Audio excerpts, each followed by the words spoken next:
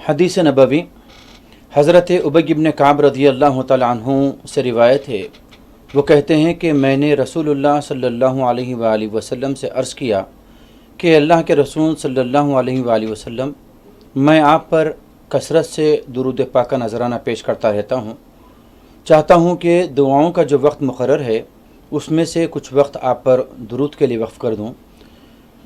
یہ سن کر سرکار دو عالم صلی اللہ علیہ وآلہ وسلم نے ارشاد فرمایا کہ ٹھیک ہے، تو آپ نے کہا کہ یا رسول اللہ کتنا وقت وقف کروں؟ تو سرکار نے فرمایا کہ جتنا تم چاہو۔ تو حضرت ابی بن کعب رضی اللہ عنہ نے کہا کہ یا رسول اللہ، میں دعائیں کرنے کا جو وقت ہے اس میں سے پاؤ حصہ آپ پر درود پڑھنے کے لیے وقف کرتا ہوں۔ سرکار دو جہاں صلی اللہ علیہ وآلہ وسلم نے ارشاد فرمایا کہ ٹھیک ہے، اس سے زیادہ ہوں تو بہتر ہے۔ تو حضرت ابی رضی اللہ تعالیٰ عنہ کہتے ہیں کہ یا رسول اللہ، دعائیں کرنے کا جو وقت مقرر ہے اس میں سے آدھا وقت آپ پر درود پڑھتا رہوں گا۔ یہ سن کر نبی صلی اللہ علیہ وآلہ وسلم نے ارشاد فرمایا کہ ٹھیک ہے، مگر اس سے زیادہ ہوں تو اور بہتر ہے۔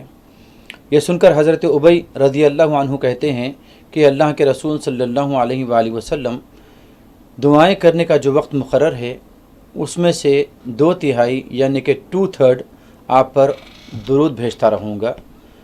نبی علیہ الصلوۃ والسلام نے فرمایا کہ ٹھیک ہے، اس سے زیادہ ہو تو بہتر ہے۔ یہ سن کر حضرت ابی بن کعب رضی اللہ تعالیٰ عنہ نے کہا کہ اے اللہ کے رسول صلی اللہ علیہ وآلہ وسلم، جتنا وقت دعاؤں کے لیے مقرر ہے اس تمام وقت کو میں آپ پر درود پڑھنے پر ہی وقف کر دیتا ہوں۔ یہ سن کر آقا علیہ الصلوۃ والسلام نے ارشاد فرمایا کہ اے ابی بن کعب رضی اللہ عنہ، اگر تم نے ایسا کر لیا تو پھر یہ تمہارے غموں کو، تمہارے دکھوں کو دور کر دیا جائے گا اسی درود پاک کی برکت سے، اور تمہارے گناہوں کی مغفرت بھی ہو جائے گی۔